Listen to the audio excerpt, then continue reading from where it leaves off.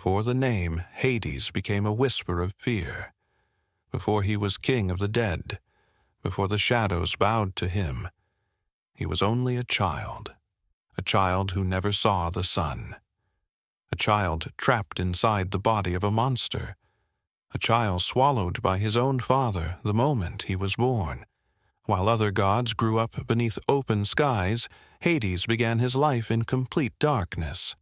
No cradle, no mother's arms, no sky above him, only silence, only dread, only the terrible heartbeat of the Titan who imprisoned him. And yet, from that darkness, came one of the most powerful gods in all of Greek mythology. This is the story of Hades, the forgotten son, the hidden prince, the future lord of the Underworld. Long before Hades entered the world, the universe was already ruled by fear. At the top of creation stood the Titans, ancient beings of overwhelming power. Their king was Cronus, a ruler so ruthless that even his own family feared him. But Cronus had a secret. He had been told a prophecy, a terrible prophecy. One day, one of his children would rise and overthrow him, just as Cronus had once overthrown his own father. That prophecy poisoned his mind. It followed him everywhere. Every shadow looked suspicious. Every cry from his children sounded like doom. So when his wife Rhea gave birth to their first child, Cronus did not celebrate. He did not smile. He did not hold the baby. He looked at the newborn with panic in his eyes, and then he committed a crime so monstrous that the heavens themselves must have shuddered. He swallowed the child whole, alive, gone, just like that. That child was Hades. From the very first moment of his existence, Hades was sentenced to darkness, not because of anything he had done, but because of fear. Most children grow up learning to walk, to laugh, to play. Hades grew up inside a Titan's stomach. Imagine that for a moment. No light, no air, no freedom. Only endless blackness. Only the strange, crushing prison of a living monster. And he was not alone for long. Cronus continued devouring every child Rhea gave birth to. Poseidon, Demeter, Hera, Hestia. One by one, they were swallowed too. So Hades grew up with his siblings inside that terrible prison, buried deep in darkness, trapped beneath the rule of their own father. It was not a childhood. It was a sentence, a waiting room for a war they did not yet understand. Inside Cronus, the lost children knew nothing of the outside world, only the muffled heartbeat of the Titan who feared them. And all the while, Rhea mourned in silence. But mothers are dangerous when desperate, and Rhea was about to make a decision that would change the fate of the cosmos. When Rhea gave birth again, she knew Cronus would do the same thing, swallow another child. So this time, she made a desperate plan. She hid the newborn baby away. She wrapped a stone in cloth and gave it to Cronus instead. The Titan king, blind with fear, swallowed the stone without even checking. He believed he had defeated destiny, but destiny had only been delayed. The hidden child was Zeus, raised in secret, protected, trained, waiting. And as Zeus grew stronger, so did the hope that his siblings might one day be freed. Years passed. Then came the day Zeus returned, not as a helpless child, but as a challenger to the throne of the Titans. With the help of clever magic and divine cunning, Zeus forced Cronus to vomit up the children he had swallowed, and one by one the lost gods returned. First the stone, then Hestia, then Demeter, then Hera, then Poseidon, and finally Hades. After years of living in darkness, Hades saw the world. He saw the sky, the open air, the sunlight, the mountains, the seas, everything. It must have felt impossible. as if the universe had suddenly opened its eyes. But freedom did not mean peace. The old world was crumbling, and a war was coming. The release of Cronus's children was not the end of the story. It was the beginning of a war. Cronus would not surrender easily. The Titans still believed the world belonged to them. And so began the Titanomachy, the great war between Titans and Olympians. Thunder split the skies, mountains shattered, the earth burned, the oceans raged. The entire world trembled as the old gods fought the new. Hades, who had spent his life trapped in the dark, now stood on the battlefield of divine history. He was no longer a prisoner, he was a warrior. But Hades fought differently from his brothers.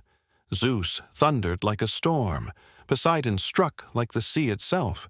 Hades moved like a shadow, quiet, deadly, unseen. And while many gods would have sought glory, Hades was not interested in applause. He was interested in survival, in victory, in ending the age of fear forever. But the Titans were ancient and powerful, and the war dragged on for years. It seemed endless, until the Olympians discovered something hidden in the depths of the world, something ancient, something terrifying. Something powerful enough to turn the tide. Far beneath the earth lay Tartarus, not just a place, a prison, a darkness deeper than night. There, in chains and suffering, were beings even the Titans had feared. The Cyclopes, the 100-handed ones, creatures of enormous strength and old rage. Zeus and his brothers descended into that abyss and set them free. And the ancient prisoners remembered. They remembered who had betrayed them, who had chained them, and now they chose to repay the gods who opened their cages. The Cyclopes forged divine weapons, for Zeus a thunderbolt, for Poseidon a trident, and for Hades a weapon unlike any other, a helmet, but not an ordinary helmet. This was the Helm of Darkness, a relic that granted invisibility, the power to vanish, to move unseen, to become a ghost in the battlefield of gods. For Hades, it was the perfect gift, because from the beginning, darkness had always been his home. Now it was his weapon.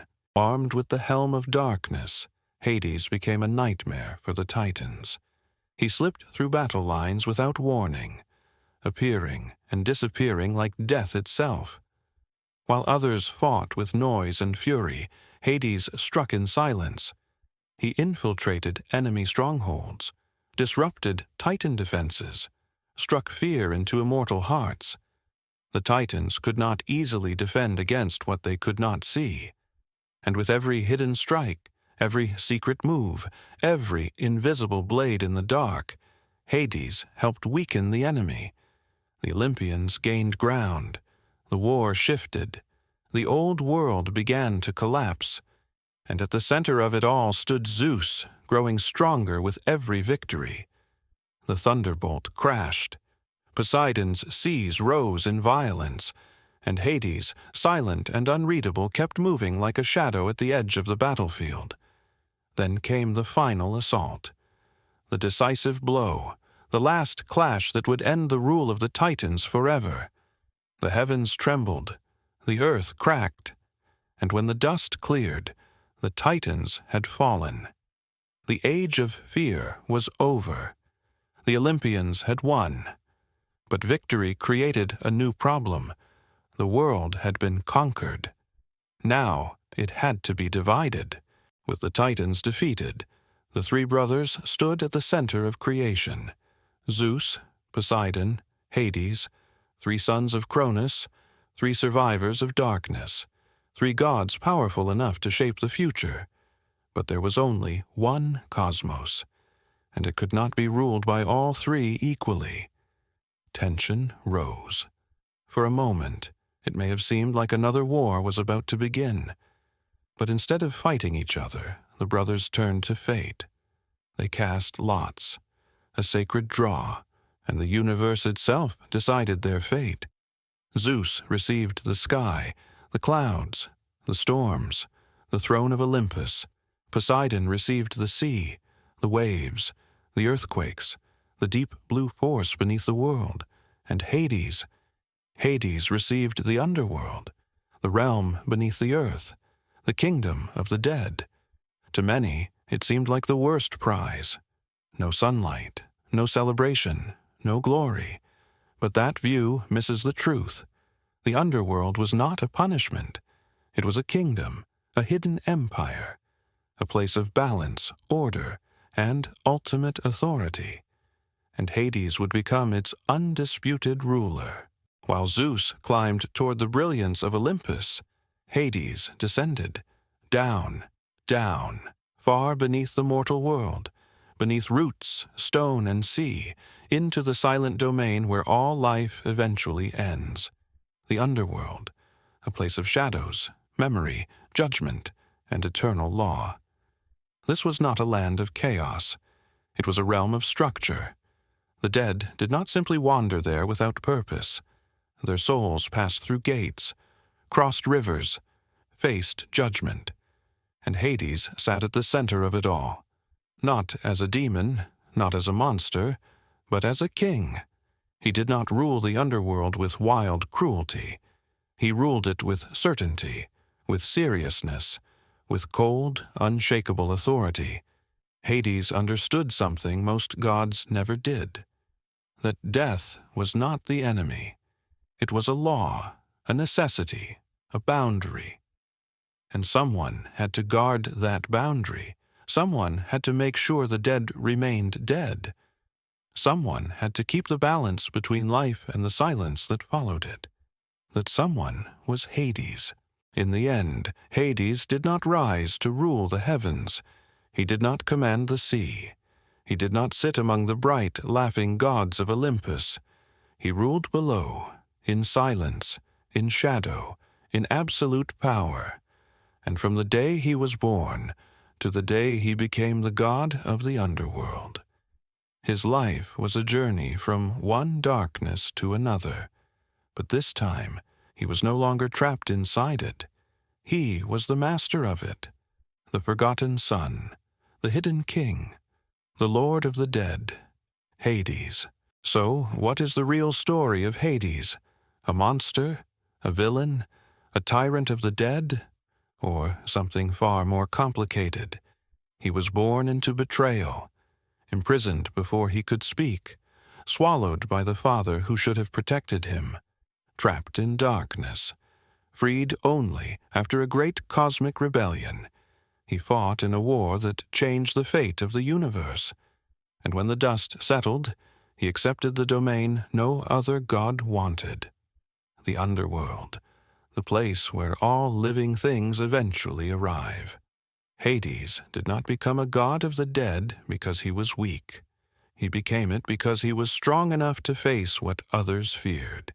He became ruler of the underworld, not because he sought glory, but because he could bear the burden of death itself. And maybe that is why his story still lingers, because beneath the myth of fear, beneath the shadows and whispers, there is something tragic in him, something lonely, something powerful, a child born in darkness, who grew into the king of it. As time passed, mortals began to fear his name. They spoke it softly, if at all. They associated him with darkness, endings, and the unknown. But fear often distorts truth. Hades was not a god who reveled in meaningless destruction. He was not the same kind of chaotic ruler as many other mythic figures. He rarely left his kingdom. He rarely interfered in the world above. He had no desire to chase glory, no desire to stand in sunlight and demand admiration. He was content in his realm, in his silence, in his duty. The dead entered his kingdom from every corner of the world. Kings, warriors, thieves, farmers, children. Everyone came eventually, and in the underworld all earthly titles disappeared. There, wealth meant nothing, beauty meant nothing, power meant nothing. Only truth remained, and Hades ruled over that truth. He became the keeper of souls, the guardian of the final road, the silent judge of the inevitable. Not every god can command fear and respect at the same time. Hades did, and that is what made him terrifying, and fascinating, and unforgettable.